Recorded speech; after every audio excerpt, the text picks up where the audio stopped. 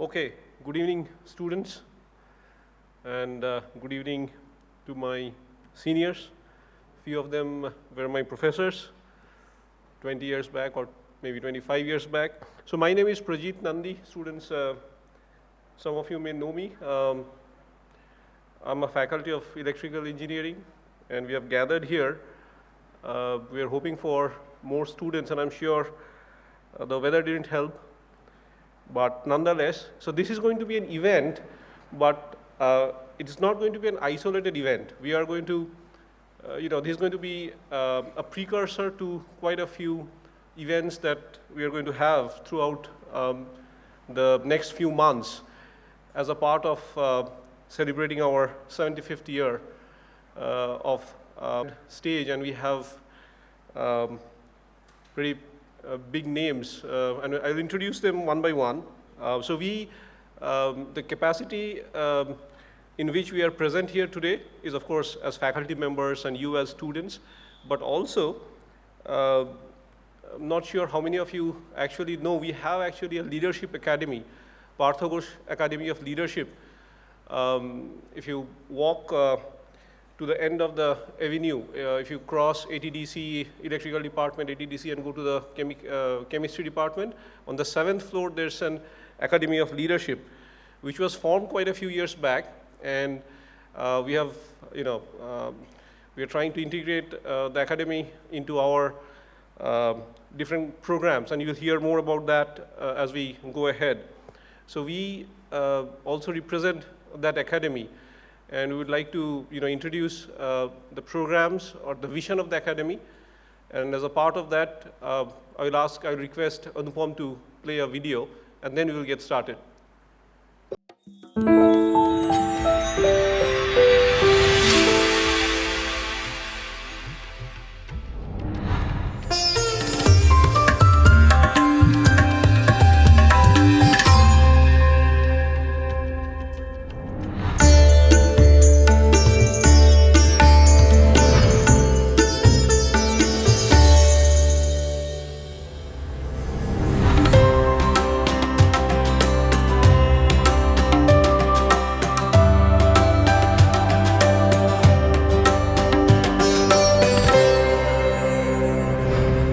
Leadership, not born of power, but of wisdom, has been the guiding light of this civilization for millennia. Through the ages of change, great minds have risen in India, leading not only with intellect, but with courage, sacrifice, and vision. In Free India's dawn, a new lighthouse of leadership emerged, an institute where ideas take flight. IIT Kharagpur.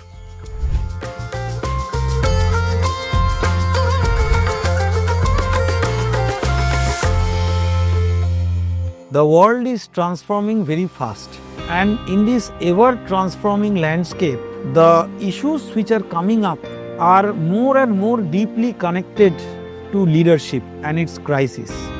Partha Ghosh Academy of Leadership is ready with the launch pad of preparing the next gen leaders. So how the next gen leader has to be prepared in this transforming world so that they are not ruled by the technology, rather they use technology as a tool to create the direction in which the future of the nation and the future of the world moves. The wisdom of the East with perhaps some of the technologies that have been advanced at the West, and nothing more impactful than all the programs of the Academy of Leadership. This amalgamation is going to be the future of all leadership training and orientational activities.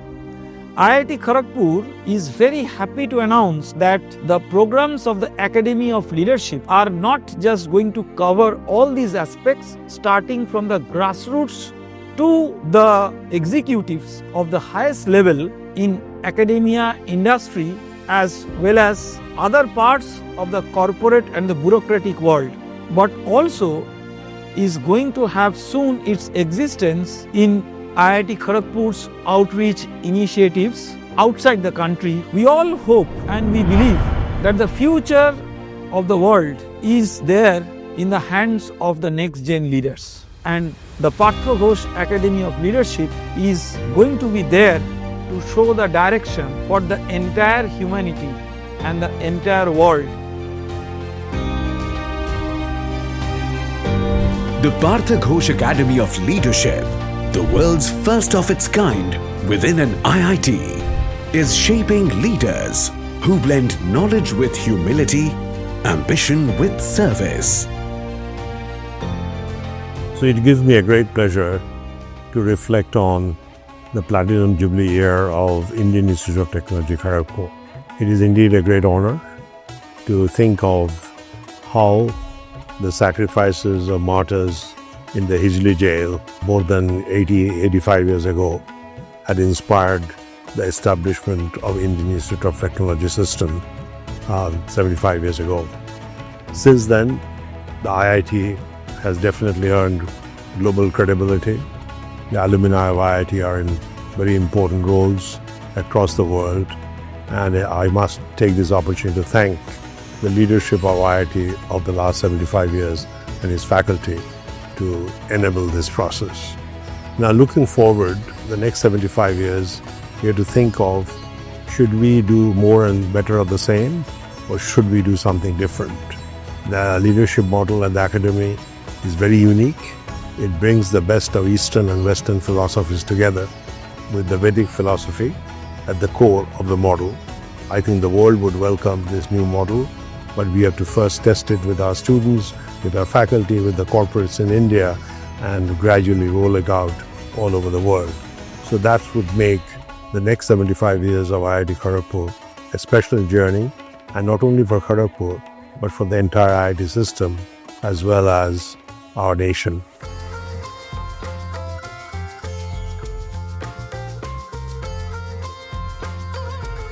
From the wisdom of the ancients to the visionaries of today, IIT Kharagpur carries forward India's timeless tradition of leadership to inspire the leaders of tomorrow.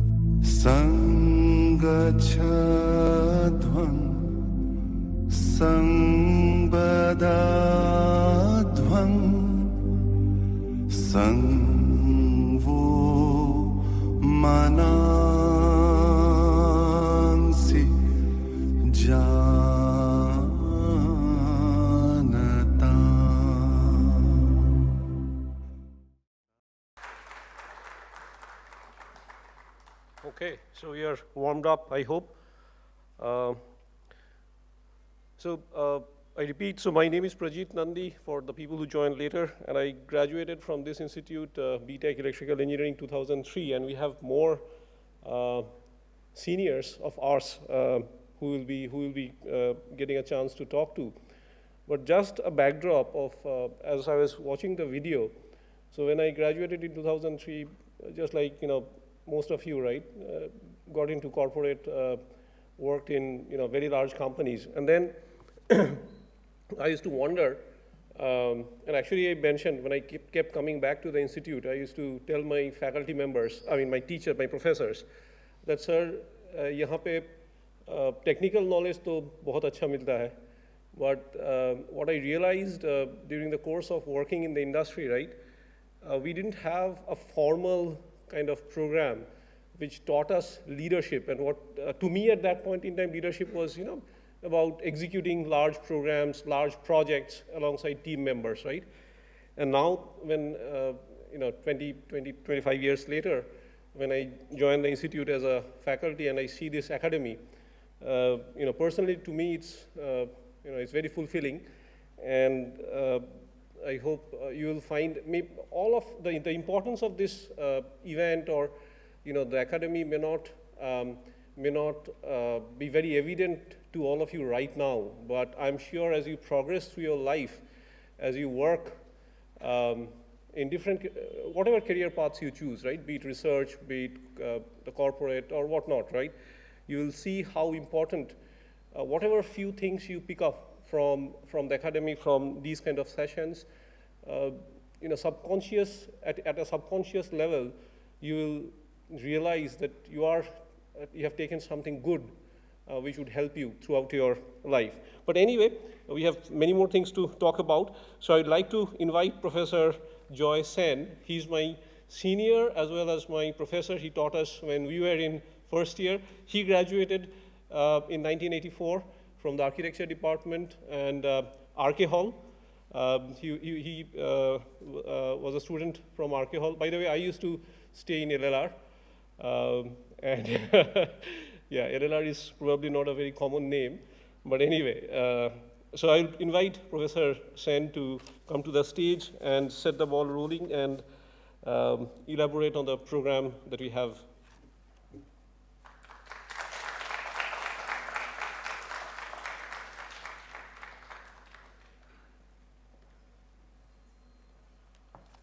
A wonderful good evening. The hall looks a little more filled. I think the rains represent the times of uncertainties. I mean, there's nothing which is wrong in this world. They teach us that there are times of uncertainty, there are times of apprehensions, there are times of just stepping back a little bit to make a bigger jump and leap into the future. And that is what we're going to do today. And it's going to serve as a big backdrop to a chain of events that we have in mind. I think a mail has gone to a lot of you with some clarity, and more will come, which is the National Youth Talent Search. So today's talk is going to be a preamble, a backdrop to what exactly we are going to do in times of uncertainty. I think the one thing that I'll say here, which Prajit, Dr. Nandi was harping on, and it came out beautifully. We see 4 generations here. We see the generation which is pervading the hall right here. And we see a generation which is Prajit, Dr. Nandi from 2003. You see a generation which is here, 1984, RK Hall. So, we move from LLR to RK Hall. And if you go back by another 12 years, that's 1971, you reach RP Hall, and you reach Dr.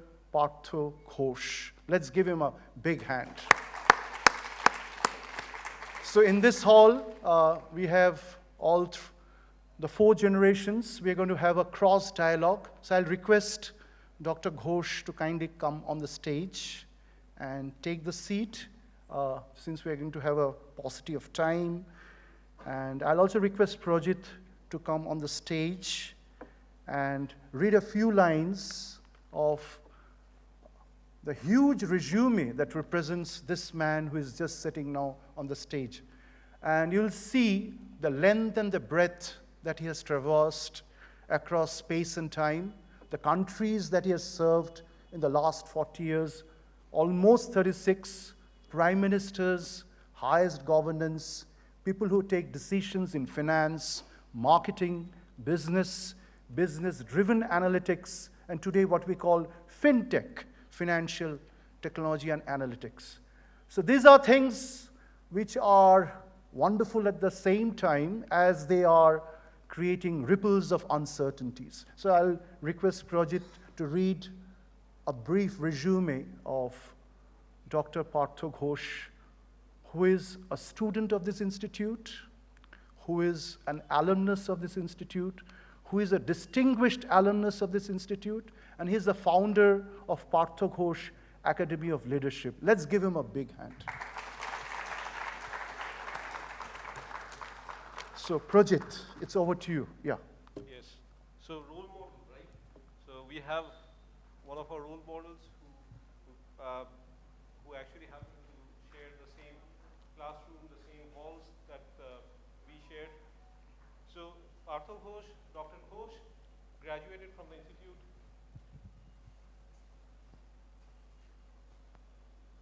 He graduated from the institute in 1971 in from the chemical engineering department, and after that, made his career built around multiple countries.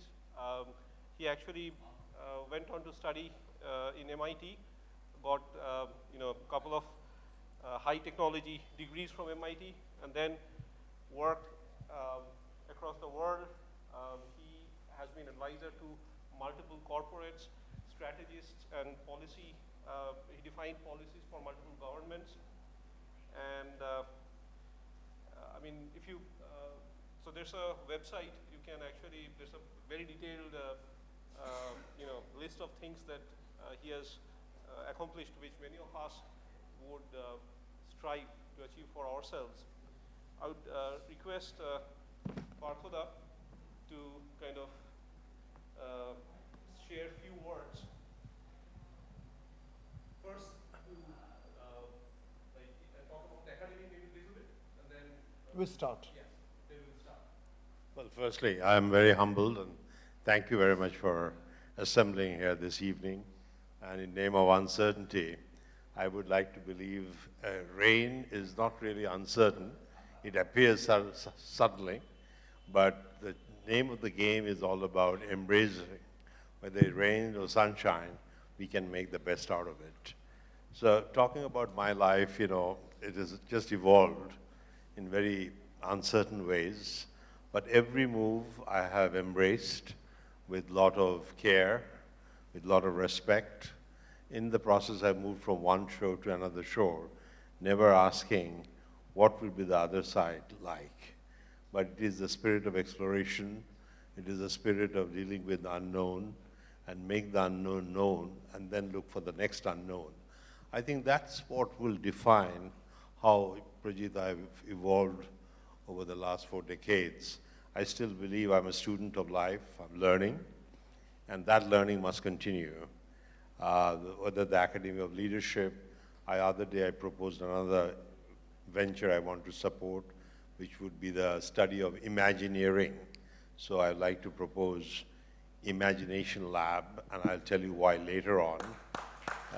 The reason is, all of us are talking about artificial intelligence, which is much what the left brain does, which is all about sequential thinking, structured thinking, but the right brain is about imagination. So if the left brain work is partly outsourced to artificial intelligence, then the next question is, what would be the role of human beings? What will you do? And that's where your ability to imagine the impossible, cultivate the confidence to connect with the impossible, the unknown, would become very important. And that's where I think this Imagination Lab, so that all of you, including myself and the faculty members, could imagine the way Rabindranath Tagore had that imaginative spirit, the way Satyen Bose is to imagine the possibility of the particle and the wave oscillating between each other, leading to the concept of boson. I think that part of our life would become more important. Otherwise, we'll get victimized because AI would rule your life. You would be just watching the social media, watching a movie, and the life would pass by. But on the other side, if you could use the AI's power as your companion, you better improve the power of your right brain and inner conscience. And that is the Academy of Leadership all about, as to how you can cultivate your inner conscience, your confidence, your selflessness, and in the process, you lift others. And when you lift others, you get automatically lifted. Unfortunately, when I look at leaders, fortunately, as Joy and Prajit was talking about, I have worked with many leaders around the world, which I didn't expect, but I've dealt with at least 7, 8 prime ministers. I've dealt with at least 50 CEOs of multinationals, like we talked about Intel, like Andy Groves, Akio Morita of Sony. I've dealt with. I didn't plan, but I ended up working with them, though they were 30, 40 years senior to me sometimes. And what did I learn? I learned 3 things from them. One is all of them are very humble, funnily enough. They never felt just because they're CEO, they know everything. They most of the time said, I don't know. I would like to explore. That's point number 1. Point number 2, they take notes. Very interesting, particularly in Japan. Any meeting I went, Akio Morita was 60 years old when I was 30 years old. I was with McKinsey Company. I visited him. As soon as I got in, he brought out a black notebook, started writing. They do not waste time. They take each and every word with highest level of seriousness. Point number 2. The first one, humble, wanting to learn. They take notes. And number 3, which was most impressive, and again I learned most of them in Japan, sense of timing. Professor Varshney is here. He was in Hokkaido. Every moment, if my meeting starts at 9, it starts at 9. And you cannot say, I'm sorry. And saying sorry, I personally feel you dish out your own honor. Sorry is the last word what you want to use, but in our country we use the word sorry too easily. Sorry. So what if you say sorry? So these are the 3 reasons the Academy of Leadership has been established to bring out the real leader in you, which is you never say sorry, you know how to honor yourself, you know how to honor your environment, and you really become a true problem solver. So let me stop here. I mean, I can go on with this, but we build on it. Thank you very much. For the Thank you so much. So we begin here. And it has already begun. Yeah. So I think in our discussion, if you look at the topic which has been earmarked for today, it talks about the art and science of leadership in times and eras of uncertainty. And I think what you have just said, Dr. Ghosh, is that there are enough explanation from what you just said that why we have or we had this uncertainty. Before we come to leadership, we have created a background which is uncertain. There are dark clouds in the sky, and some of these clouds we have created. I mean, they have been created for various reasons. There's a slide on that which talks about the various reasons. That's going to be the next question. So I think at a very broad level, at a generic level, we'd like to know from you what exactly is the gamut, the broad spectrum of this global uncertainty. Very good question. I hope all of you, I hope, Yeah. I hope all of you appreciate the spirit of the question. I feel, we are in a very paradoxical place. It's amazingly paradoxical that on one side it's clear that over the last 30 years, definitely in the last 15 years, a lot of superbly powerful technologies have developed. GenI being one of them, we call it in MIT AGI, Artificial General Intelligence.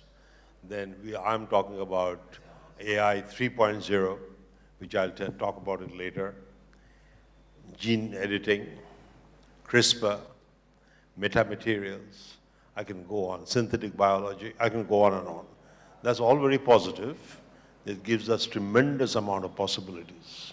And yet there's a lot of risk because if it's not utilized properly.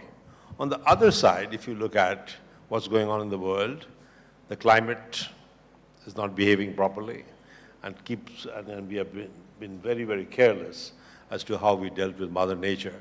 We talk about worship, in this country we talk about Vedic philosophy.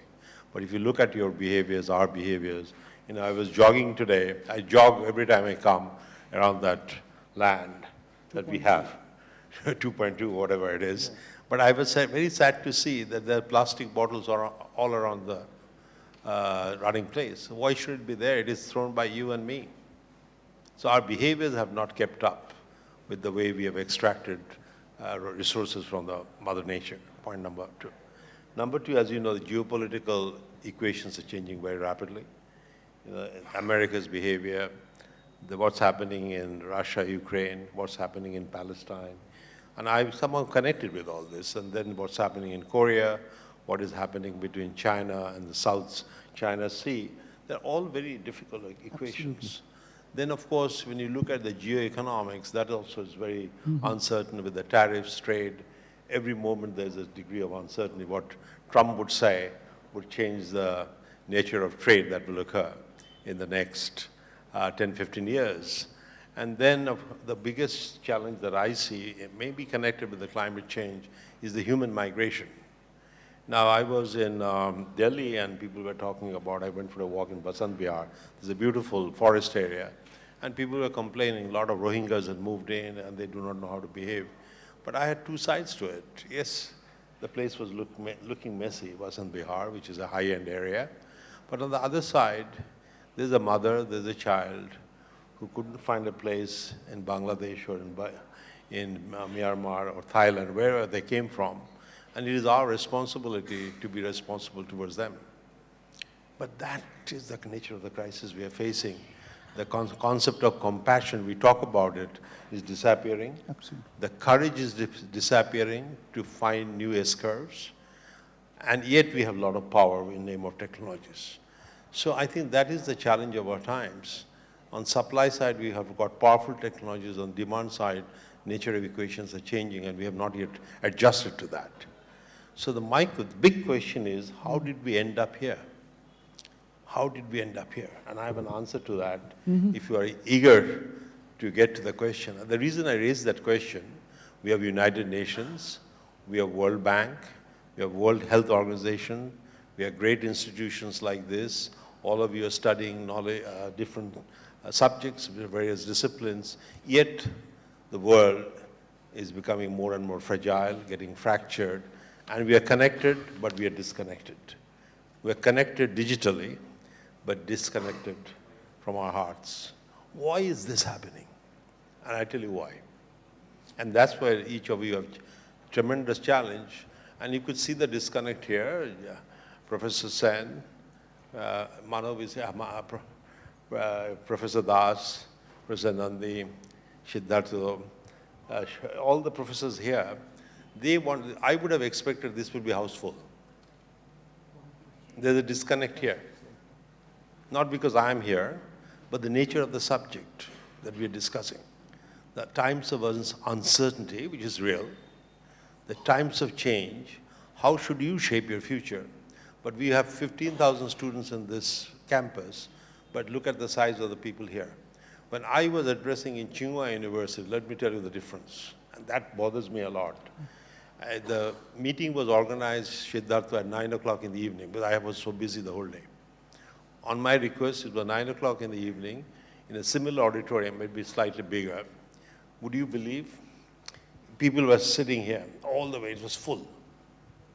That's the difference between India and China. I always said that. I told Amitabh Khan the same thing. He asked me, Partha, why we are not competitive? Because you are not competitive. Because I am not competitive. Maybe I'm not good enough. Maybe he's not good enough. But what could we do to engage with you? What could we do? Why are you not interested? Raining is good. That means you cannot go back to your hall. Stay in the campus. Come into this hall. And we are celebrating Netaji in the hall. And look at the life of Netaji. He left this country for the fight for the independence of this country, went to Germany, went to Japan, created a force, and started fighting the British. No one gave him that position. He created the position for himself to fight for you, fight for us. But I don't see that spirit in our students, and that is perhaps the biggest weakness of our country. And that's we have to rectify. We cannot complain, but that's why the Academy of Leadership, that's why we'll do Imagineering. But you know, we can set up all kinds of institutions, but if you do not participate, if your heart is not connecting, then what could we do? So you have to ask yourself, when you go back to your dormitories, to your friends, what stops you from engaging in important discussions of our time? What do you want to do with your life? That is the question I have. Maybe you should answer those, but at least go back with these questions in your mind. You know, you've got fantastic faculty members, fantastic facilities, which 80% of the world population cannot afford. That you have to keep in mind. Though we are a poor country, it is the 10, 15% will have the privilege to be in such an environment. But you're letting down the other 80%. They're struggling on the streets. They're struggling under the tree when the raining. We are enjoying the rain outside. The rain has got two sides. Absolutely. If you have the shelter, Yeah, sure. It looks good on a hot day. You say, ki shundar borsha. The jara nijeke save korte parche na, the borsha is a torture. And 80% are in the torture mode. But you guys don't feel. I want to ask you, why don't you feel it? That means something has got paralyzed here. And I think that that is the biggest crisis. We are living through some degree of paralysis of our heart. Our senses have got paralyzed. It doesn't mean anything when you're sitting here. Maybe you know some equations of thermodynamics.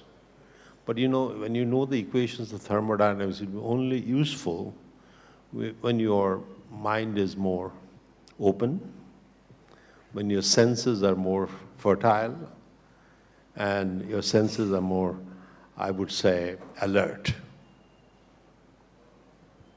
And that's the challenge of our times. Our alertness of our nation, collective alertness, has perhaps not competitive. And unless the alertness is competitive, we will never be competitive because you have to pick up the signals. You are not picking it up. You know, he has been working very hard with Professor Nandi, Professor Das, advertising this talk for your benefit. But as you could see, only maybe 1% of the total population have showed up here. That's the challenge of our times, particularly in this country. Because China, I don't see that. Absolutely. In Japan, I don't see that.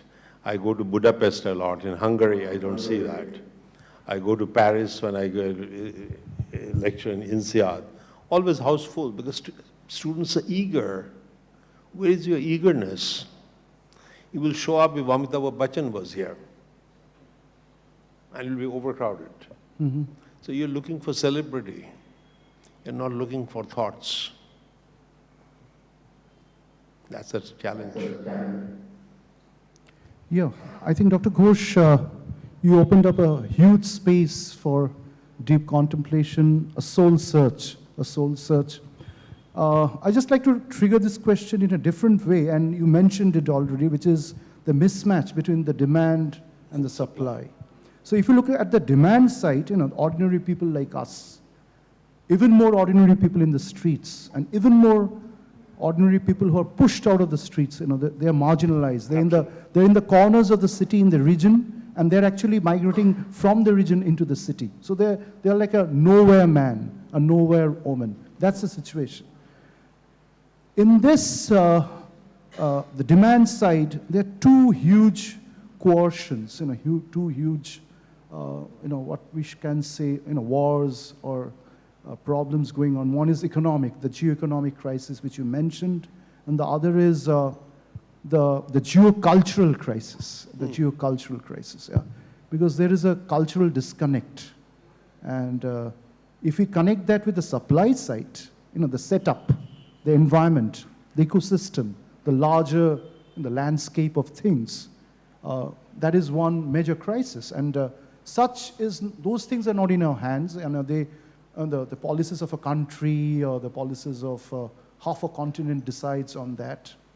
But the biggest crisis that we are having right now is geopolitical, which you have already mentioned. Right. There are millions and millions of dollars which are going for security breaches, and for pseudo-security controls across borders. Millions and billions of dollars. And we just made a point like this. And I think this is something which Tagore had talked about.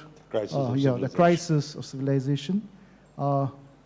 We just like to visit this space of crisis once more, you know, based on the huge experience that you had across 36 countries. We know you have worked with prime ministers, 5 or 6 of them.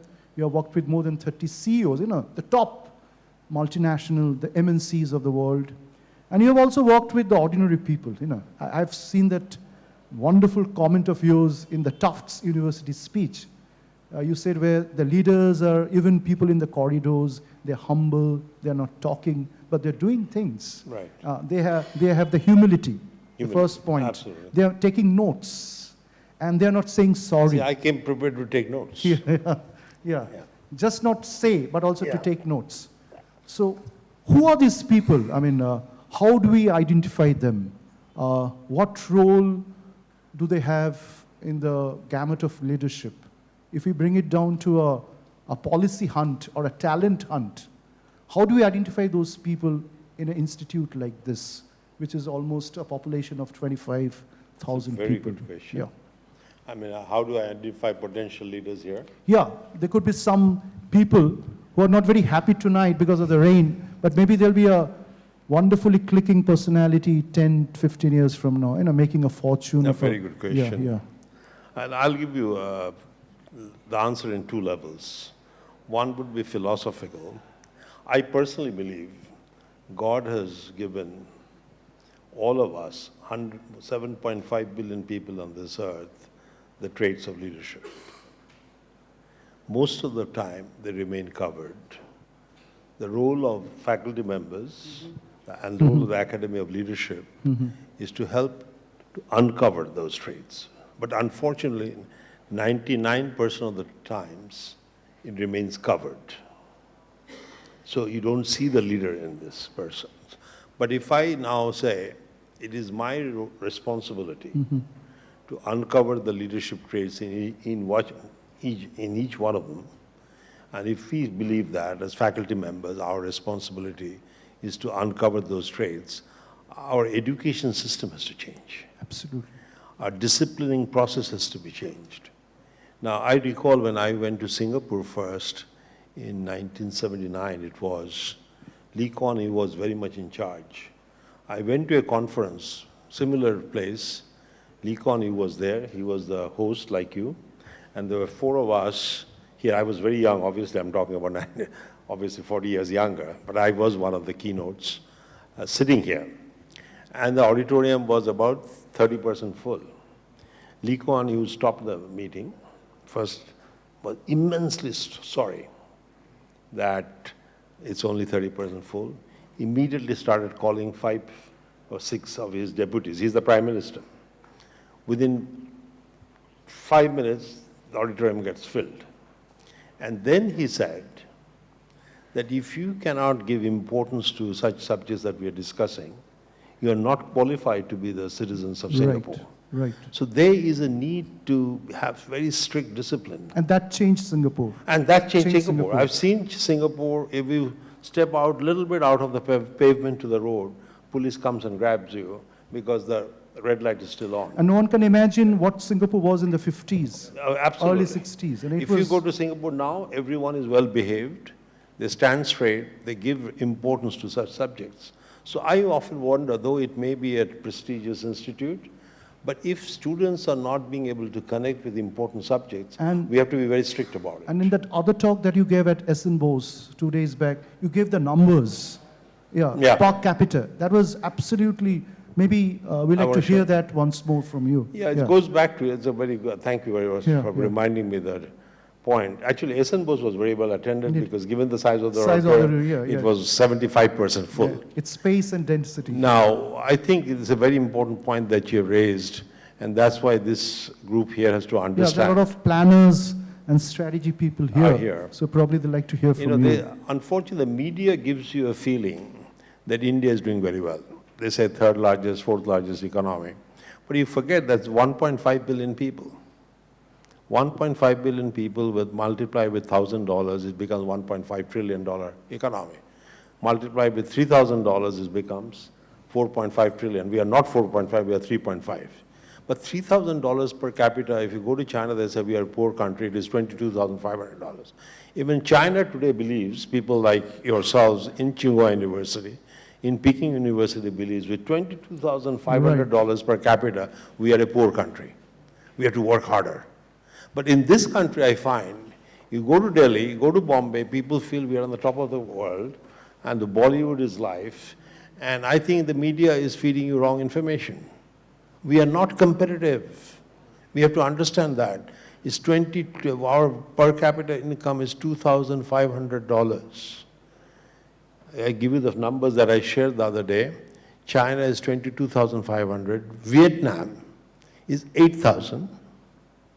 4 times or 3 times. If you go to Hungary, it's 35,000. I go there, that's why I talked about Budapest. We go to Japan, is about 50,000.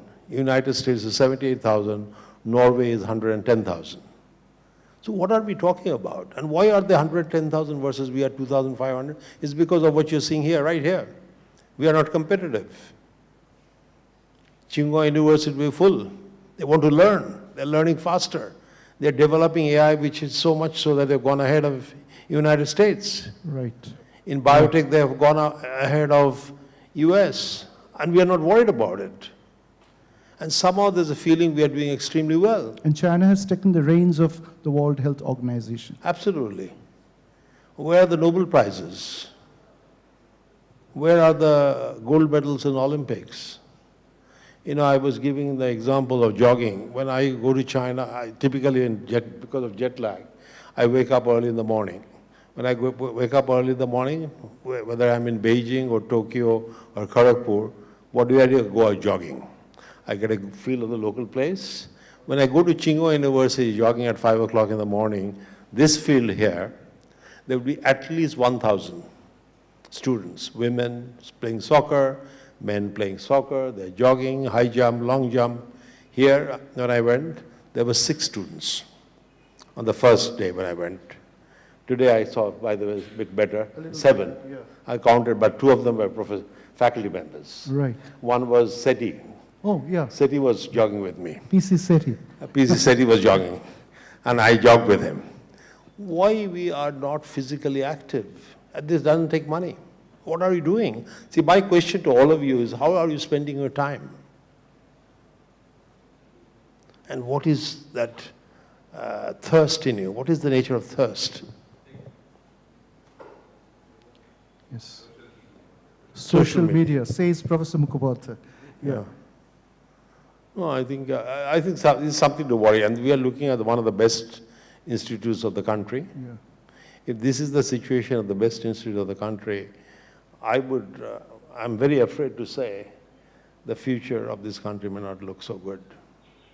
It hurts me a lot, particularly sitting in this auditorium, which is under the name of Netaji. Netaji came first in ICS, gave up that job, came to this country, became the youngest Congress Party president twice, but for political reasons he gave up that position, resigned, kept on fighting for independence, goes to Germany, meets with Hitler, goes to Japan, meets with the emperor, organizes a force. That is the kind of individuals, at least I am aspiring to. I'm no longer there, yet, but that's my goal. And that position is never given to him. He makes the position. And now that any one of them are given titles. In fact, this is how I define leadership.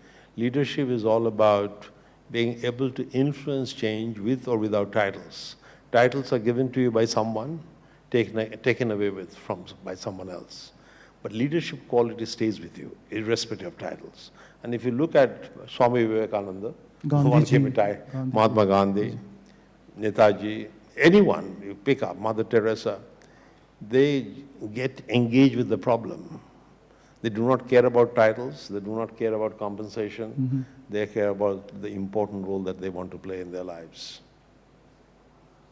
And if you cannot define that important role that you want to play in their lives, given the gifts that God has given you, I think we are dishonoring the divinity within. And if you believe in God, how many of you believe in God? Can you raise your hands? Okay, there we go. Now, that's a very positive sign. Yeah, that's a very positive sign. But then you believe in God, you have to honor God in you. That's the part I'm afraid to say we're failing to honor. But God wants you to engage with difficult problems of the world. And today the subject that Professor Nandi and Professor Sen has chosen is perhaps, I'm very excited about it, that we are talking about uncertainty, and that uncertainty is going to only increase. And the question that you have to ask is, how are you preparing yourself to deal with uncertainty? Can I talk about it more? yeah, absolutely. I normally don't make notes, but in your honor, I made one note only. Only one piece of paper I prepared. And I said, if these young minds are truly caring about how they will deal with uncertainty, what are the qualities they must develop in themselves? And there are 10 of them. Yep. I'll quickly touch on them, then you can ask me questions, which one do you want to know. First, you have to be inquisitive. Then what is the next signal, which is very weak today, which will become very powerful tomorrow? Many of you know about Elon Musk. How many of you know about Elon Musk? See? You know about him. But do you know how he became Elon Musk?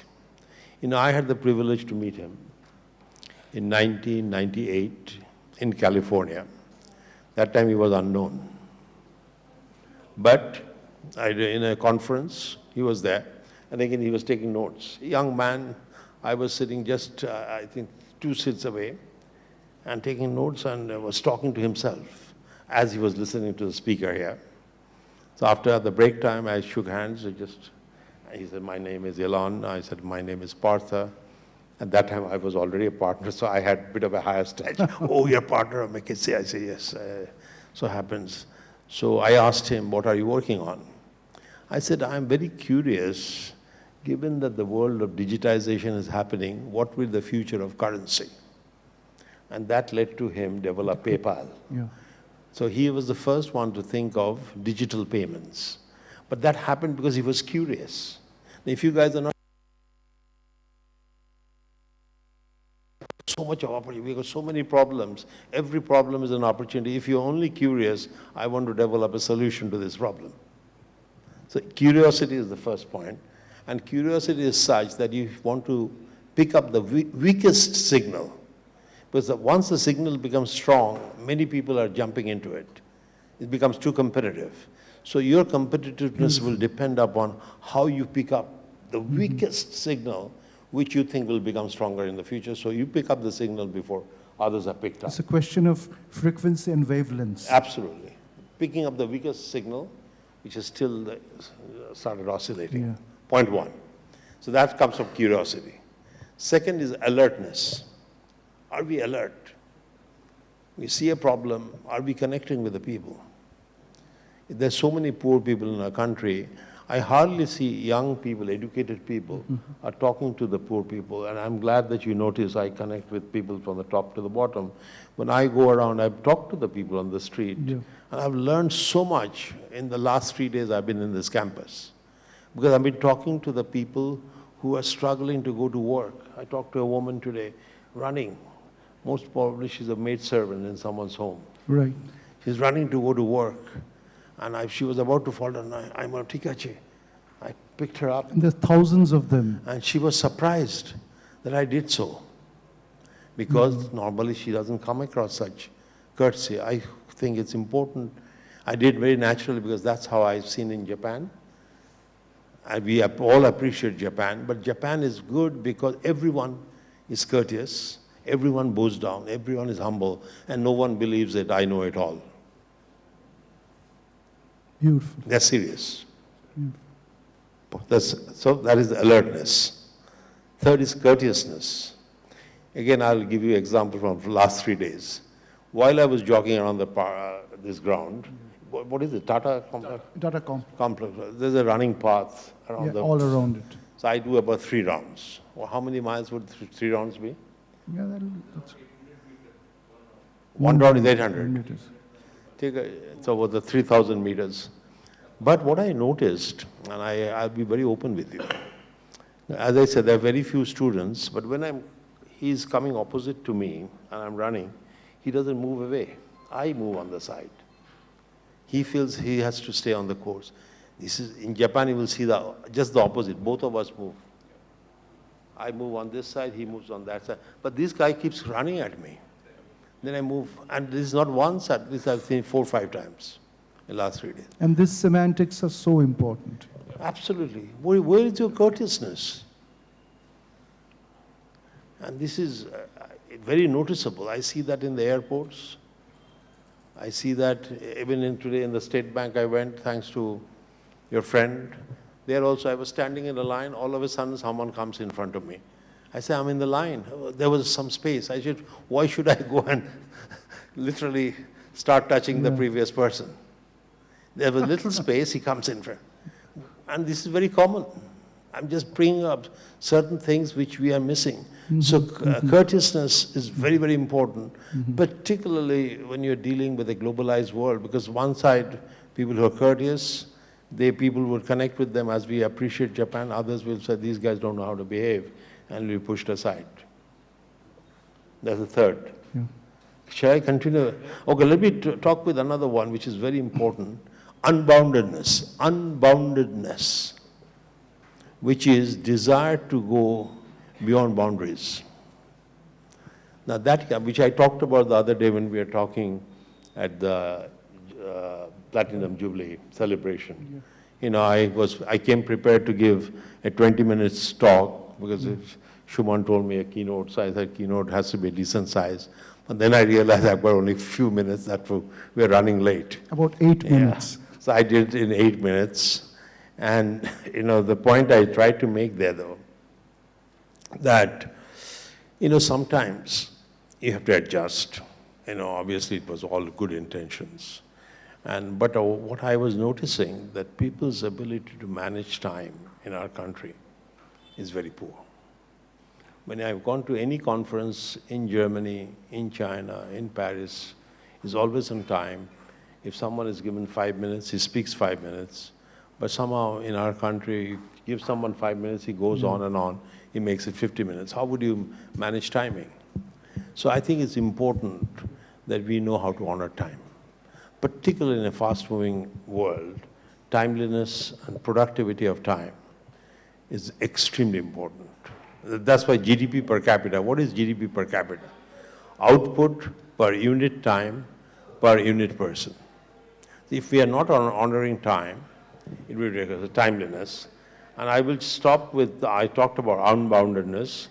And this another point I'll touch. There are 10 points, I'll not get into 10 points. The other point which I find very important, what I call holiness.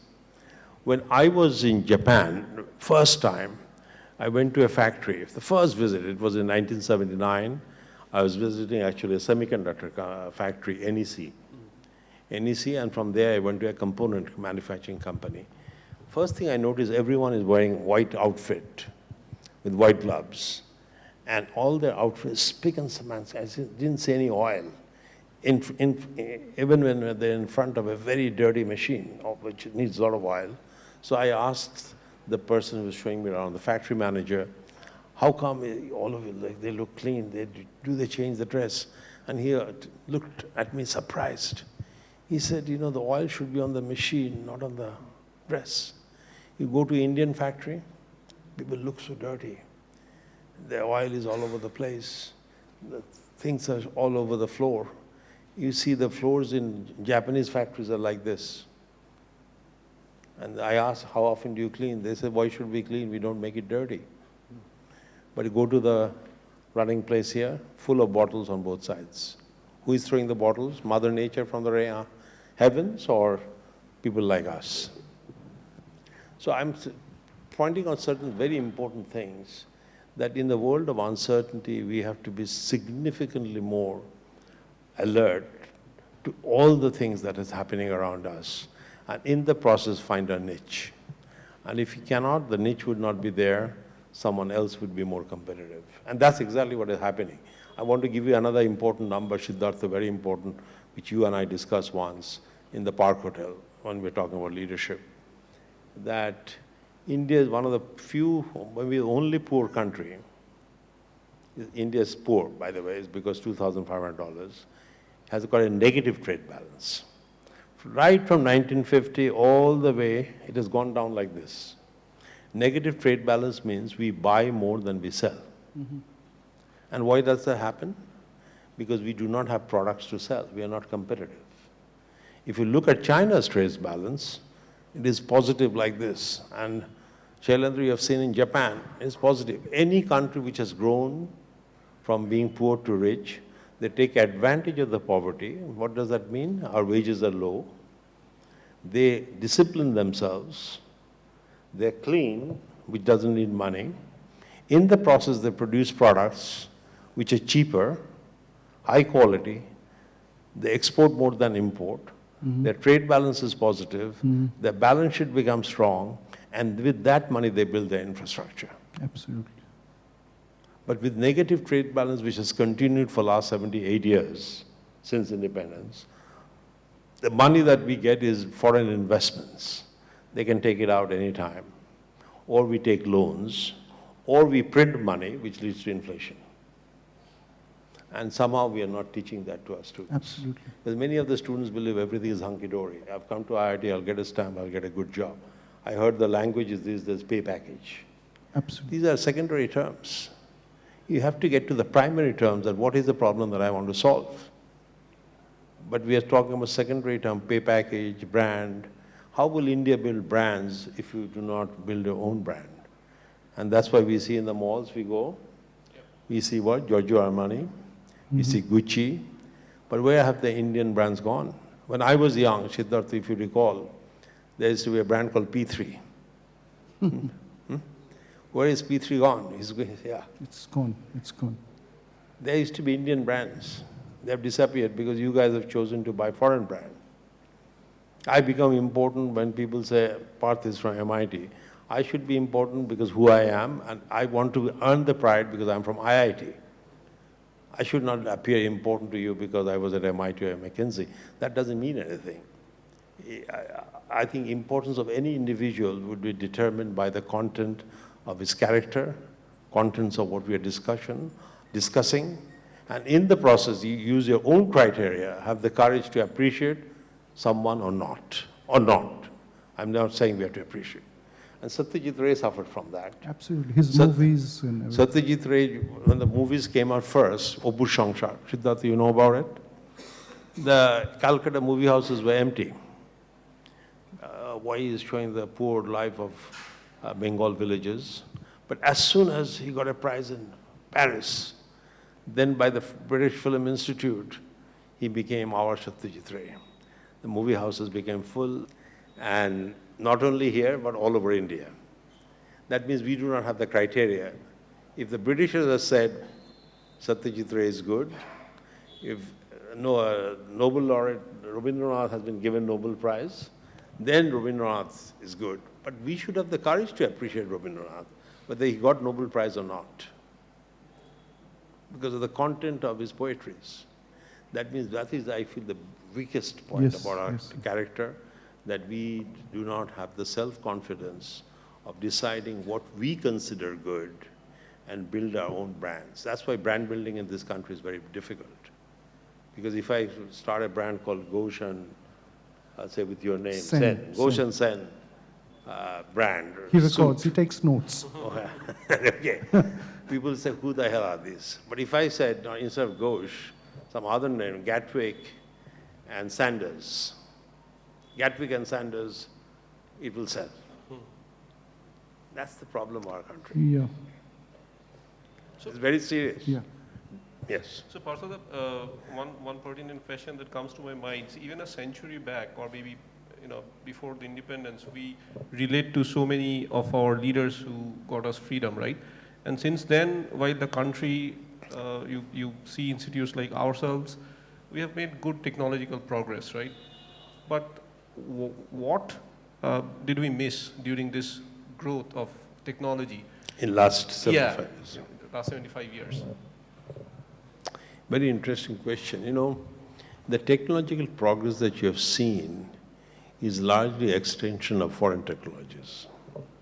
Whether we are talking about electrical appliances, cars, cycles, motorbikes, even this mic, they are basically products developed in the West or in the East, and we have either tried to make it here, but we could not be competitive, so China is selling the products here. So now then the next question is that why we are not being able to develop fundamental technologies, which is our own. That I feel is, the education system that the Britishers designed, particularly if you look at the Presidency College, Calcutta University, we had people like C.V. Raman Ray's, Satyen Bose, Jagadish Bose, Prafullo Chandra Ray. You can go on. Brajendranath Sheel. Yeah. And then in the West we have Sarabhai. Yeah. Ramanujan. I feel that time people were coming into education with a mind to learn the subject and immerse themselves into it and explore the boundaries of knowledge. The point I was making the other day, you have to go beyond at the edges of knowledge, you deal with unknown. But today's education system has become like a factory. I'm going to the IIT to get a degree so that my son can, or my daughter can get a good job. As opposed to, I want my son to really understand thermodynamics. Maybe there's a third law of thermodynamics. Could my son uncover that? Or maybe the law of thermodynamics, the way it works in the digital world, it will work differently. When digitization and molecules come together, it may be a different kind of thermodynamics. That kind of thinking is not happening, I'm afraid. And unless we have that kind of thinking, it's very difficult to innovate. What will you innovate? Because we are always saying, okay, maybe I'll make it a bit cheaper. Okay, let's make it cheaper. But then again, our working style is such, China makes it cheaper. So I think we are facing a very serious barriers, if you will. So before we, before we move on to the last phase of the discussion, I think it's just the same, the extension of what you just said. I mean, as a student and as a faculty right now, I think Prajit will agree with me. What we see is a very superficial shift of from one engineering discipline to the next engineering discipline. I mean, very simply, electrical and mechanical were together, about 100 years back. BHU used to have a degree, and then the two separated. And then there was a electrical and communication sciences, microphysics. Electronics. Yeah, electronics at the micro level and the radio physics at the larger level. And then from there came out basic electronics, that's Prajit.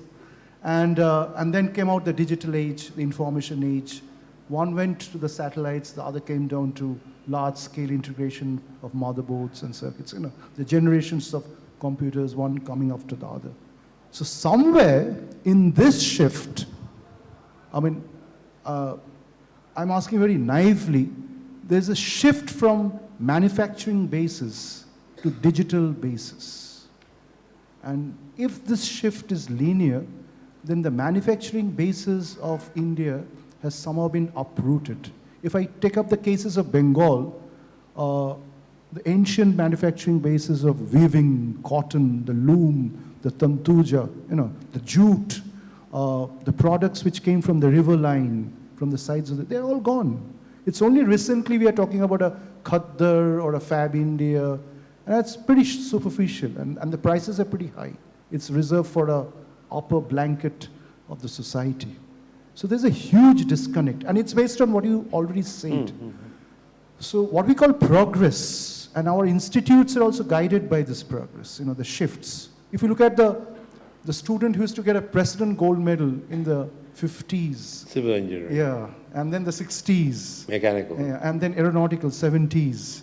And then 80s, ECE. And then the 90s, it's all IT. And a time people are saying it's going to be BT, the biotechnology and the quantum biological grades and the computers. This is very good, but it appears extremely funny, and it's dangerous. No, I think I agree with you. It's disconnected with the roots. Yeah. It's a very favorite subject of mine because I did analyze what drove the development of Japan. Because mind you, between 1960 and 1975, 15 years, Japan introduced to the world 100 brands, literally 100 brands, in a period of 15 years. Keeping in mind we have not introduced a single brand in the world. Now, when I look at the depths of what led to that, it was based, most of the technologies were based on the Japanese fundamental technologies. I'll give you an example. Porcelain. Yeah. The best porcelain of the world comes from Japan. Noritake, Imari, all that. I went to a village where it's called Arita in Kyushu. And there, I visited the kilns where these porcelains were made. And I was surprised to know these are 16th, 17th generation potters who are making the best porcelain which is being exported all over the world. And I saw in the village people are coming from all over the world to visit these porcelain shops, and every kiln has a shop in the front. Husband is making the porcelain, wife is selling in the front. Absolutely. But they're global. Now, what has happened, if you look at the precision engineering, it's from Kanazawa. They used to do very fine gold leaf work. They took that precision engineering technology, got into microbeer components, got into automotive space technology. So India, that connection never happened. Yeah, never happened. You know, for example, jute. You talked about Jute, jute. yeah. I would have liked to see the scientists, and IIT included, would have worked on research and development.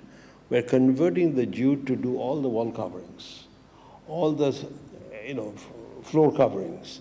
All the coverings of the world could have been jute-based, and in the process, we could have exported a lot, but yet connected with the roots of Bengal. I think let's wrap up. Yeah, I think. So let's have some questions from the audience.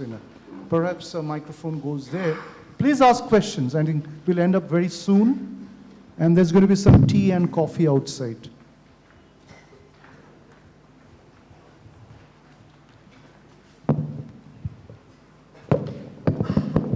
Maybe Siddhartha wants to ask a question. Siddhartha? Yeah, let's.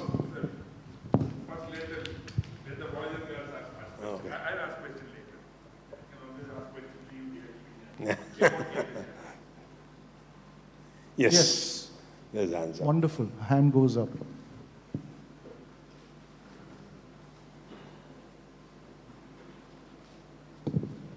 Sir, it's very good to see you. And my question is, you have said that like most of your journey were like unplanned. So what should we do? Like, should we plan our career or should we be just curious? Like, what is the best way? I think it should be a combination of both. Curiosity should drive the next frontier, but as soon as you see the next frontier which excites you, you should have a plan. So you can move to the next frontier with a plan. I'll give you an example what I mean. When I went from IIT to MIT, I was clearly dedicated to learn chemical engineering. I was very much into thermodynamics, kinetics, unit operations. I really wanted to see how the energy sector, the petrochemical sector would develop, because in the 70s, that was the name of the game. But as I got into the industry, I came across opportunities on problem solving, and McKinsey appeared in my life. And McKinsey, I did not look because McKinsey is a big brand. I liked the personalities, the people who were in McKinsey, very difficult place to get in. But I liked the discussions, and I opened myself to the world of management consulting as a problem solving, not because of the glamour of management consulting. So I think I would suggest always look for that next exciting opportunity.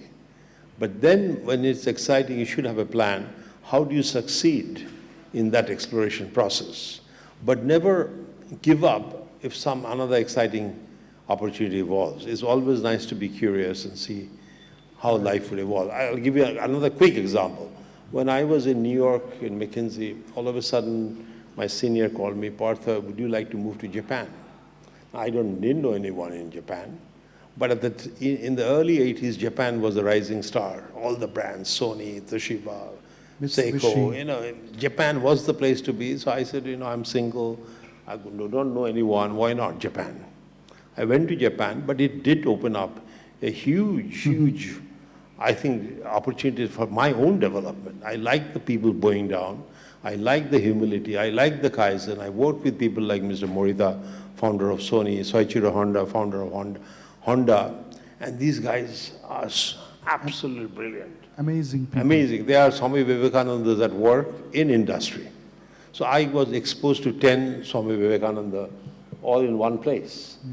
And that definitely shaped my personality.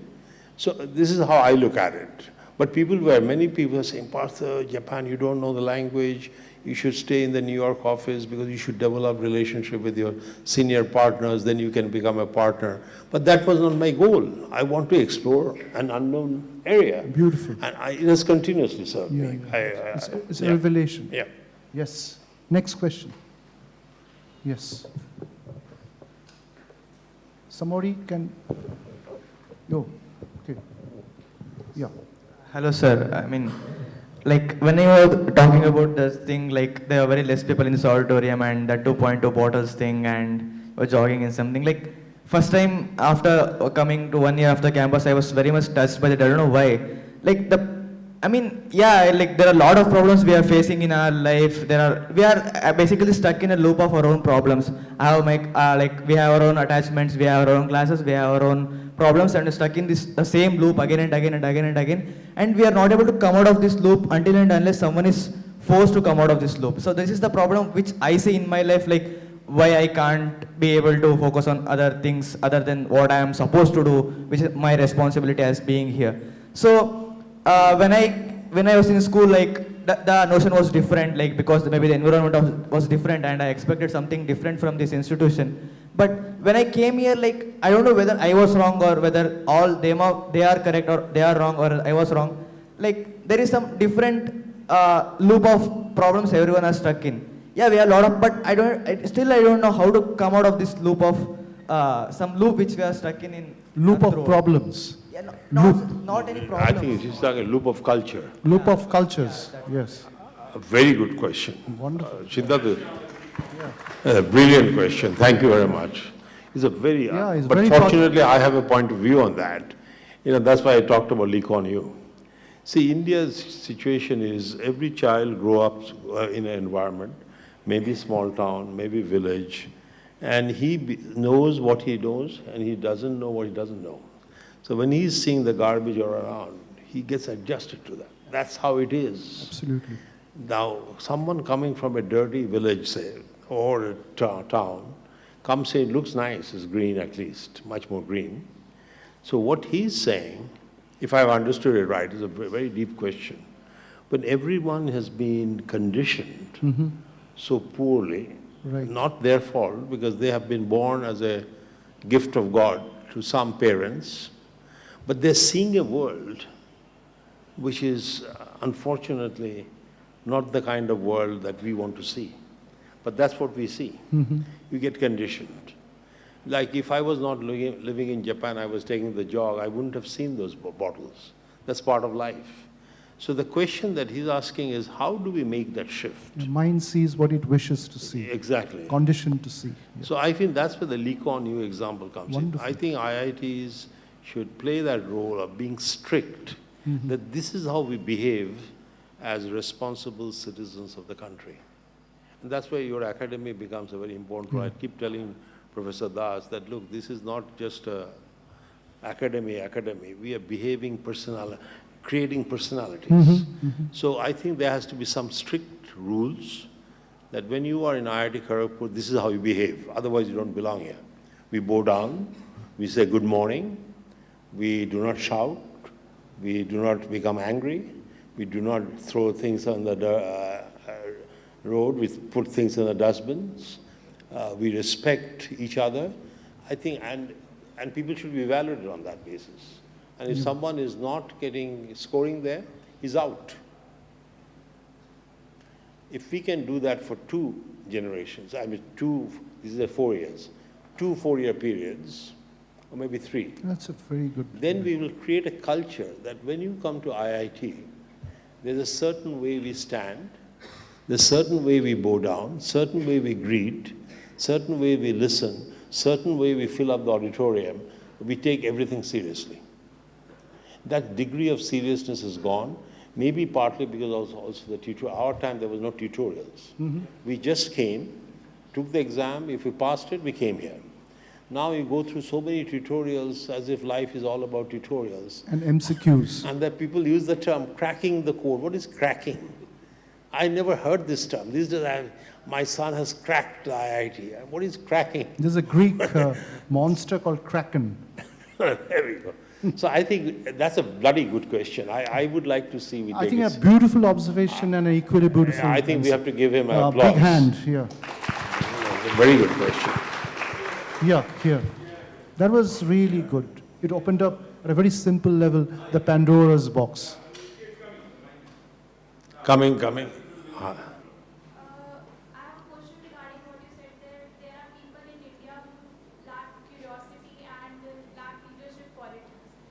So there are also few people who have these qualities, but what motivates this talented Indian professionals with leadership potential to leave their home country for opportunities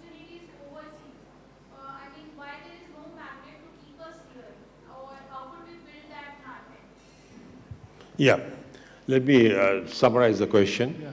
Yeah, the very good question again. So what she's saying is that how we could create a situation where our desire to go abroad and do things abroad could be reduced and that interest should be guided towards our country, right? Did I get the question right? I think that's a good question. Firstly, I have to be fault myself because I worked here. Actually, after graduating from IIT, I did not go overseas. I was only 20. I came here at the age of 15. I was 20. And I got admissions in many places, as everyone did, because there was a culture that Arjun Malhotra used to hand out, because he was in my block, a bunch of application forms. Yeah, those days. Yeah. Those days, and we fill it up, and we get the applications. There was a system here. Yeah. And all the people from the fourth year used to start doing that. And in fifth year, we send out, we get. So there was a culture as if we have to go out after this place. But I worked in Union Carbide as a management training. And then what happened, I'll come to your point a bit later, because I want to justify what happened in my life. So I got saw a very interesting advertisement in Statesman those days. If you think you are ambitious, and if you want to become ambassador of the world to another country, please apply. It came from Rotary International Foundation. Oh, Paul Harris. Paul Harris, and it will be given only to 10 people around the world. I loved it. I said, let me see whether I can compete. So I applied, I wrote the essay. I was interviewed on the phone from Evanston, Chicago, because that's where the headquarters is. And then I passed that, then another test. And then someone in Calcutta interviewed me, who was interviewing people in the Asia Pacific. He went around to Tokyo, to Hong Kong, to Singapore, and then to Calcutta. I was interviewed. And all of a sudden, one day I got a letter that congratulations, you are one of the top 10. Give him a big hand. But it's interesting. Yeah. Top 10, but you have to use this scholarship. It's a very good scholarship, by the way. In dollars, those days, $25,000 for the year. Those days. Yeah, yeah. Just imagine, I was richest at that point in my life. But yeah, but this is very interesting. But the condition was you have to either have an admission to a top tier school, and this was specified, main 10 school, Boston, MIT, Harvard, Princeton, Caltech, Stanford. And there was another one I've forgotten. Fortunately, I had admission in Princeton, Harvard, and MIT. Harvard at business school, MIT in chemical engineering, and Princeton, I think I was some scientific subject, chemistry. I was also interested. Chemistry. So I wrote back that I've got this scholarship, I have to revoke those admissions. And MIT came forward, and Harvard came forward. I chose MIT. But that happened more as an accident. As I said, explore the unknown, explore new frontiers, and I explored the frontier, and my life evolved. Now coming to your question. This is a very serious point. When I meet the Chinese students in MIT and Tufts, I would say about 8 out of 10 wants to go back. 8 out of 10 wants to go back, 2 wants to explore. When I meet the Indian students, interestingly enough, 10 out of 10 wants to stay in the US. So recently I asked Chitra, this is a very interesting one. This is a very interesting one. Bunch of young Indian students I recently met at Tufts last year, because in one of my classes in Tufts, out of 20 students, 18 of them were from India. Can you believe? In a university, 18 of them, and 2 of them, one from China and one was from, funnily enough, Hungary. I'm talking about Budapest today. But I asked the students, the Indian students, why are you here? I hear a lot of good things are happening. One of them answered, 3 of them answered, I don't want to make money the way my father has made money. I said, what do you mean? No, he has to go through a lot of negative routes. He used the word negative routes. I cannot follow those routes. So I think that force is, again, up to us. We have to clean up the country so that young people like you feel you can live a living which is easy to live, where you do not have to be corrupt. It's easy. Things happen as you succeed. So that's, again, a very good question, that if the Prime Minister of this country wants young people to stay, I think we have to make the processes in the country very simple, so that when Adani was taking 2 tickets, the ticket that you take, the path forward is easy to see. If you fail, people would not give you a negative stamp. They give you an opportunity to succeed again. Absolutely. See, that's one thing I noticed in the United States, that if you fail, people don't mind, oh, I tried this business, it didn't work out, but I'm trying another startup. Oh, it did not work out, then he applies for a job. When he's being interviewed, people do not look at that as a negative point. Okay, he tried 3 times, he could not succeed. That doesn't mean it's bad. He's got 3 data points. The company like IBM would appreciate him, as opposed to say that he's a total failure. He tried 3 times and he doesn't have any opportunity anymore. So I think, again, this is a very good question, madam, that we have to change the culture. That's why I feel we need 15 years where we have to make a fundamental shift as to how we value people. If I told you I failed 5 times, as though there are very few people, many of you would have left. Okay, what is this joke at all? We have heard this from you, a paradigm lost and a paradigm shift. Absolutely. Yes. I think we are, Yeah. we can just take one more question. Yes, Yeah, very good. there you are. Hello. Okay, please. Maybe he's that one and That, this one, yeah. that's it. Hello. Sir, am I audible? Yes, you are. Yes. So, with some background, because most of the people that come here are trained in coaching institutions to get a reward every week, that is the rank in the weekly test, and a combination of that reward results in his or her selection in the IIT. And once this kind of training of getting a reward or reward for the hard work and possibly a kind of a low moment when the reward is not achieved, when that kind of conditioning is done of a student's mind and he comes into IIT, then his mind focuses on a particular kind of reward that is either his grade CG or internship or placement package or the company, which is it. So once the mind is very tuned to get these rewards, and because of it, he also gains respect in his own circle and all. So then how can we bring some immediately implementable changes so that this kinds of conditioning is repaired in the IIT and his or her curiosity is kindled, so that because one can't afford to be curious while the feeling of absence of reward is there at every moment.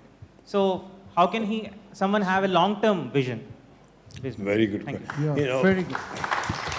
Excellent. Thank you. It's Truly appreciate a brilliant question. This is the 3rd question. I just committed myself to write a book, that how should India make the shifts? But all of them are fundamentally cultural points. Absolutely.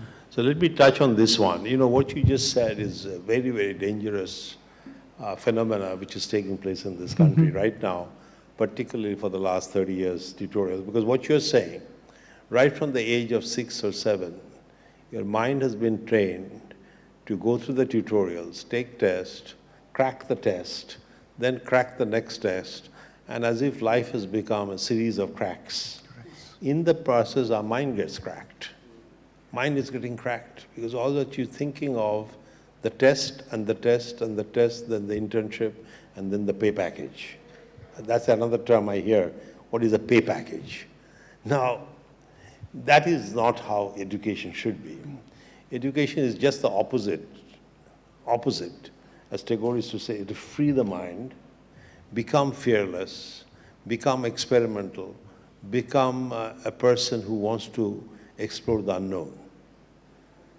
So what is happening is a very serious, this is a brilliant question, that the way our education system has developed in the last 30, 40 years is constraining our minds as opposed to opening up our minds.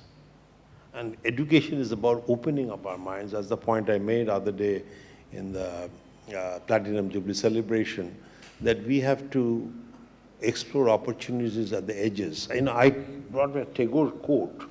I don't know whether you know. Let your life lightly dance on the edges of time. Oh, beautiful. Like the dew on the tip of the leaf. A poet's call what I will call, to creativity and responsibility. And what we are doing is just the opposite what Tagore is talking about. Let your life dance at the edges of the life, what I will call at the edges of the knowledge. What I mean by that, this is the knowledge that we know. In the edges is the darkness, unknown. And you want to be on those edges so you can explore the next black area, which is unknown. Instead, what you have done, we have gone to the center, and that too, we're cracking tests of the known, and that's how mind is getting prepared. Monocentric. And mind, creativity is getting cracked, broken. Yes, yeah. So again, I don't have an answer, but what you are saying, we need a fundamental shift. All that I could do is write a book, write an article. Thank you very much for Thank the you. question. We just take the last question. Yeah. Do You have, yeah, and then. No, Shailendra would make very good question. Yeah, yeah, yes. He is trained in Japan. Yes. So yeah, my question is that we talk about Japan, we talk about USA, but we also see a pattern in both the countries being, if you are in Japanese and you don't have, you haven't done much for your family, and then you have lost your honor, and then you have to just get, disappeared from the society itself. And then you see USA, they are trying to keep people inside a particular zone like Skid Row in California, and we talk about those places. So why don't we, because you say that we are not competitive enough. I believe we are competitive, very competitive, but the wrong way, because we lose our compassion a lot, and we are ready to fight our own brothers at certain times. So my question is, how do we keep this factor of compassion? Because even Hitler was a great leader, but he was not compassionate towards certain people. So how do we keep track of that compassion along with that competitive feeling? That's exactly the question. It is a very rich question. Very rich. And there are a lot of different components to your question. So I'll break it up into three parts. The first part of your question was US and Japan and what's happening there. And you see some problems, absolutely. And that's why when Professor Sen started off and Professor Nandi introduced the subject, we talked about the civilizational crisis. As Tagore talked about by 1940, that speech was, just 1 year before he died. That's when he gave the speech, the crisis of civilization. And then he wrote a letter, by the way. And the Second World War He wrote a beautiful letter to Franklin D. Roosevelt, which touched my heart. It inspired me, and that's how you guys have to think. He wrote something which I want to quickly share and come to your point. He said that, look, I feel extremely feeble to represent a region of the world, he couldn't say country, region of the world, which is very rich in philosophy, yet we are subjugated by foreign rule. He felt bad. It pains my heart that my voice doesn't have any meaning. But may I request, sir, which is FDR, that America, which is now the most powerful nation, has to bring an end to the war by the Hitlerian aggression that is ruining a civilization which I've always looked up to. Now see, there's so many messages in that letter which Tagore felt. And Tagore always had the courage to write to anyone he wanted to write because he enjoyed the stature as a Nobel Prize winner. People knew him. Now let me come to your question. There's a crisis in the civilization, there's no doubt about it. But that doesn't mean if America is struggling, Japan is struggling, we have to struggle. We can be the model. In fact, the point, I recently published a book. The name of the book is, what is the name of the book? Dharma. India's Dharma, A Global Reckoning. Please read that book. It's available in Amazon.com or whatever. But the point is, India has a great opportunity now to show to the world a new pathway. Because our philosophy is rich, our 70% of the people are untouched by the Western models because they're so poor. So that is a white piece of paper for us where we can draw the future based on Vedic philosophy and show to the world what it could be. But to do so, we have to practice the Vedic philosophy every day. Honor time, be clean, don't dirt dirty, be courteous, take such meetings seriously. Then only we can create a model. Now we are a bit confused between, that's where I feel the other side, On one side, we are trying to be Western. We're trying to import Western models. We talk about Hindutva, we talk about Vedas, but we do not practice it at all. We talk about it. We go to the temple, we pray, but as soon as we come to out of the temple, we throw garbage on the road. That is not being honest. In fact, we are becoming increasingly a bit dishonest. We go to the temple, we pray and do just the opposite of what the Vedas are teaching us. So if we can fix that, and that is the crisis in our civilization. So our problem is different from Japan. Wonderful. America's problem is different from ours. But fortunately, our philosophy is very rich, as did Tagore felt. Today, Tagore would not say, I am feeble, because we are independent India. He said, I represent a region which is rich in his philosophies, but I'm very feeble. I'm not independent, I cannot ask anything, but you guys are free. But we have not, at the point I made also on that day of Jubilee, we have to free ourselves from our own limits that we have created in our heart. So that would be another very good fundamental question. I would write a book tonight.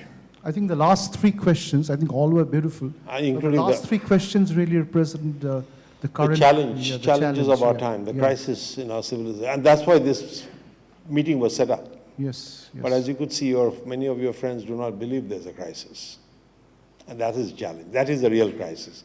Why we do not feel there's a crisis to take such meetings seriously. The crisis of the crisis is a second order variable. Siddhartha is a mathematician. He's a master in that. And he looks like Albert Einstein, by the way. So I think. So with this, Partha, we come to the last bit, which is the beginning of a hope, a touch, and maybe we can have this thing. So if you look at the end of this slide, which is February 24, 2026, we have Professor Subhrata Chattopadhyay here. So he and his team, I am a part of the team, we are all part of the team. We are trying to go big, and this is going to be a beginning of another phase, where we get connected and others get connected with us. And this is exactly, Partha, your dream, the bridge, the exchanges between the East and the West. Should I explain and we have a little program before that, which we are trying to boost up, scale up, design, so that the schools of our country, especially the undergraduate students, they participate in some kind of a national youth search, and they'll come close to that event. So I think we'll end with a very bright note. I think the rains have stopped outside. The clouds are just clearing up, and I think the moon is also visible partially. Moon is visible partially. So I think, we feel. So we are on the other side of the moon, not on the dark side of the moon. So we'd like to hear from you a few words. Thank you very much. This is very important, and all of you should get involved. And I think they're all looking forward to that. Yeah, let me explain. For the last 3 months, in the IIT KGP US Foundation has been discussing how to make the Platinum Jubilee year a very special one. And there was a lot of good discussion taking place, but I felt that was not good enough. There has to be a step jump. People are talking about we'll modernize the Gymkhana, we will introduce EV buses. I think, Siddharth, you're familiar with all of them, which is all important. But I felt we should do something a bit more beyond hardware and software. So I came up with the term, on February 24, 2026, we'll organize the Parliament of Enlightenment, in the same spirit as the Parliament of Religions was organized in 1893 in Chicago, where Swami Vivekananda had the opportunity to speak and became Swami Vivekananda. The Parliament was not organized by Swami Vivekananda, it was organized by 2 Bostonians and 3 Chicago individuals, people like us. They were not that they were the government or they were the head of the church. It's people who are intellectuals who thought there's a need. Yeah, Frederick Olmsted, Daniel Bonham. Exactly, very intellectuals, but it was not government organized or not and Barrows. Vatican's organized. So we said IIT Kharagpur should take on the challenge of creating this Parliament of Enlightenment for the world, as we see, we are discussing the crisis of civilization, that could we create a new path, a civilization which is more enlightened, where there's no crisis of climate, no crisis of human migration, no wealth gap, and people are more courteous with each other. There's more harmony between nations. That's what we want to create. So we are going to organize the parliament in Calcutta IIT Research Park. Actually, Shubhrata is taking the leadership. He and I visited. It was about 3 days ago only, to see how we can dress it up so that it is a world-class, and mind you, this is the first of the kind parliament in the world. It is our chance to showcase to the world that we could do something which is civilizational in nature. We are transforming the civilization from the previous S-curve, which is industrialization-based S-curve, colonization-based S-curve, and we are coming to the end of it. And we'll create a new S-curve of harmony, a new S-curve based on enlightenment, new S-curve based on where people would treat people with compassion, the point that you wanted. But that we have to practice. So that is the Parliament of Enlightenment. We are seriously working on it. It will need a lot of work. We'll invite Nobel Prize winners from all over the world. There are 4 streams: philosophy, economics, science and technology, education. The last part would be Renaissance 2.0. Wonderful. Big hand for that. Thank you. Thank you. Thank you. I think this has been a brilliant evening, unraveling the arches, the changes in the making under the portals of the most ancient institute in the IIT system. And with the great minds in front. With the great minds. I think the questions that came from the audience, however less they were, I think they were bigger than the biggest. Questions were very good. Beautiful, I think. And a big hand goes to the audience. I think whoever they are. So I'll just request Professor Mukhopadhyay to kind of come here. There's just a few books. Yeah, a summary and 2-3 books. Yeah, we give it to you.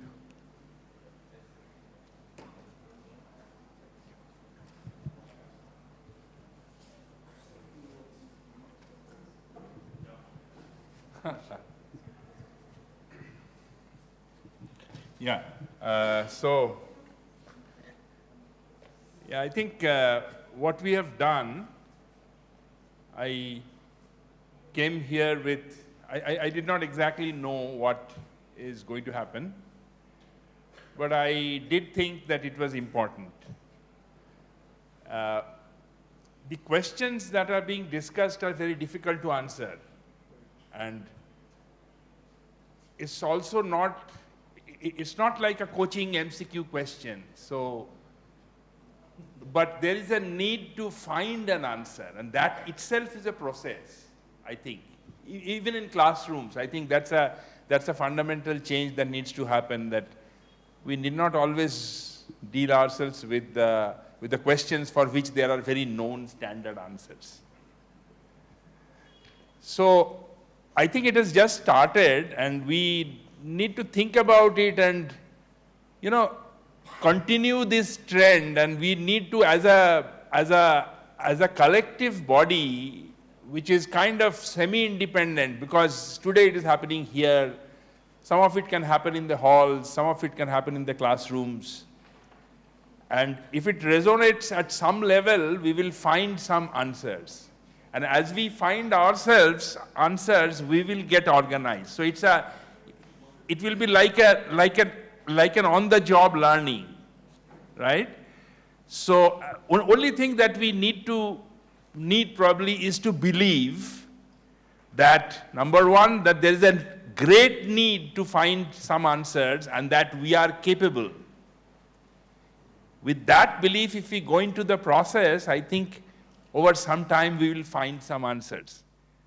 And we are, in India today, we are at the cusp of that, when we need to become tool makers rather than tool users, and tool makers always find new answers.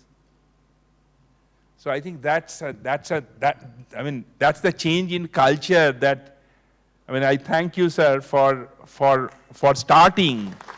And we need to continue and keep it up. That's the most important thing. Thank you very much. This is something which you should have done in the beginning, but the end is the beginning, the new beginning. So, just imagine close to 60 years back, a young boy walking out of RP Hall, and here he is again, and again, and again, and you see yourself in him, and he sees himself in all of you. I see you. I see you. That's Avatar. And our promise to him should be that we will keep trying. We'll keep trying. Only that's needed. And Thank you very much. And some books. Some books. Some books, yeah, from our side. I think this was brilliant. The number is, yeah, this is brilliant. Thank you.